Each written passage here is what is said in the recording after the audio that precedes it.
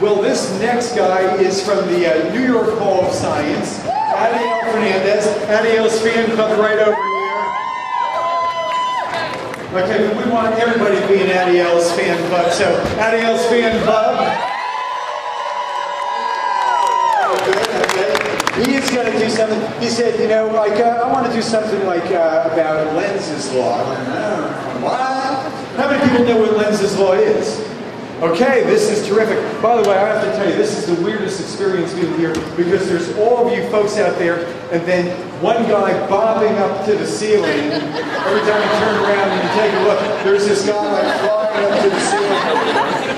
At any rate, Adiel was going to do some experiments, and I was familiar with some of the things about Lenz's law, but he has a new twist on it. All the paparazzi are ready with their iPhones, cameras ready to go. So let's have a nice round of applause for one of the lead designers at the New York Hall of Science, Adiel Fernandez.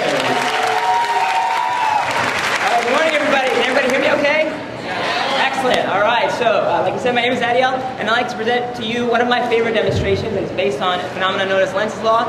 In order to demonstrate that, I'm going to need a single volunteer to come up and help me. You, sir.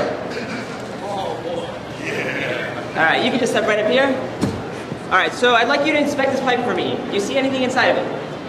No. No, it's completely empty. It's just a normal aluminum pipe, okay? To prove that, I'm going to take the pipe, and I'm going to drop this steel ball bearing through it. I need you to catch it, okay? I'm going to put it in the side. It's got to come out that side. This is my favorite steel ball bearing. I don't want it to fall to the floor. Are you guys ready? Are you ready? Right here, Keith. All right, stick with me. All right, here we go. And it fell right through. That was pretty boring. So now what I'd like to do, I'd like to see what happens when I take a magnet and I drop it down this tube. So Keith, can you tell me, does this magnet react with the aluminum at all? Does it stick to it? No. No, it doesn't, right? And we know that aluminum is not a ferromagnetic material. There is no attraction here, okay? So I'm going to go ahead and drop it. Can you catch it for me? Yep. Okay, and go. All right, so something weird happened there. Something definitely strange going on, right? Thank you. Have a round of applause for you.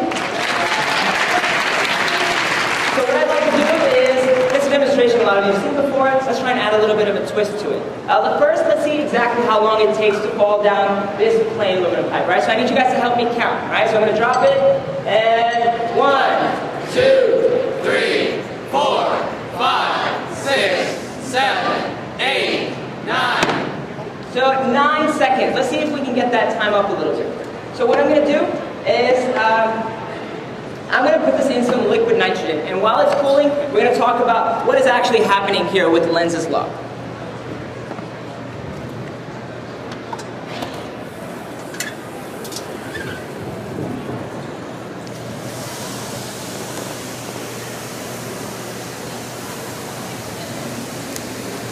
So you might need to give it a minute for it to completely cool down. But what's going on is that there's a law that says that the interaction between magnetism is very strongly related to electricity. So this aluminum pipe, even though it's not ferromagnetic, it is a conductor. So as this magnet falls through the pipe, it's creating a little bit of electricity that we call eddy currents, because they're circular, they're a little bit turbulent. So it's creating current inside of that tube. But the same goes for the reverse. A little bit of electricity in that manner also creates a magnetic field that's going to resist this first one. And that's what Lenz's law says. Lenz's law says that the new magnetic field is going to be the opposite of the old one. That's why it falls really slowly. So what I'm doing now is I'm cooling this pipe down as much as I possibly can. So in any conductor, if you cool it down a lot, what you're doing is you're quieting down all those thermal vibrations. So if you can think about an electron passing through a conductor, imagine trying to get from one side of the conductor to the other with all the atoms and molecules vibrating and bouncing around so much. If you quiet that down, it becomes a better conductor. We'll see how slow we can get it. It looks nice and cool now. Let me get my gloves on. So you guys gonna help me count again? Yes! Yes.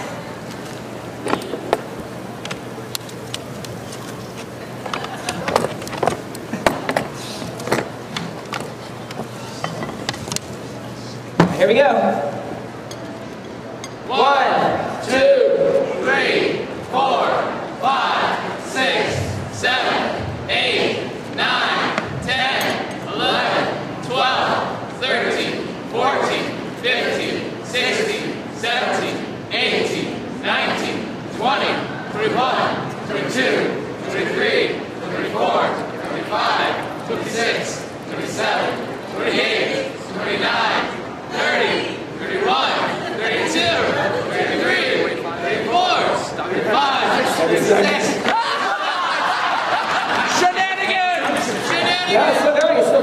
actually?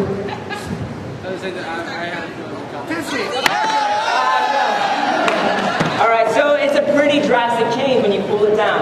Now what I'd like to do is I'd like to use that for something. So what I'm going to do is I'm going to set up some beakers over here, and these are going to be my target. Okay? Huh? So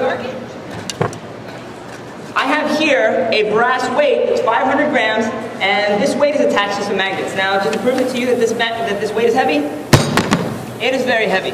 What I'd like to do is I'd like to throw this brass weight at those glass beakers as hard as I can, and I'd like to rely on the power of science to stop those glasses from shattering and injuring everybody in the front row. Okay? So what I'm going to do is I'm going to get that rod nice and cold, as cold as it possibly can. Put it in here one more time.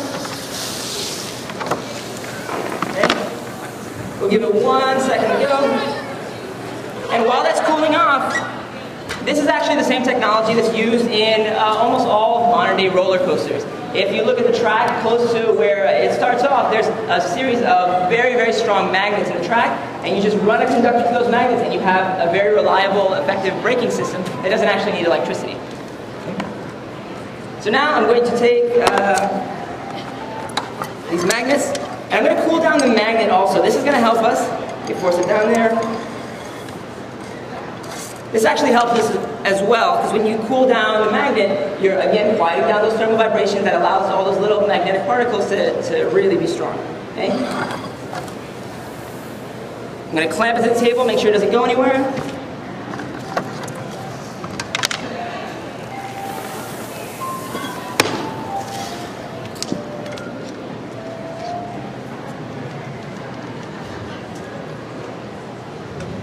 All right, you guys ready?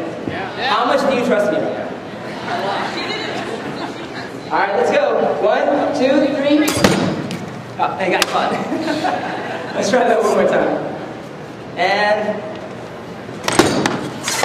it's completely dead stop. And it's not stuck because I just pull the magnet right out from the tube. It just slows down so much that it stops the brass weight from shattering that glass.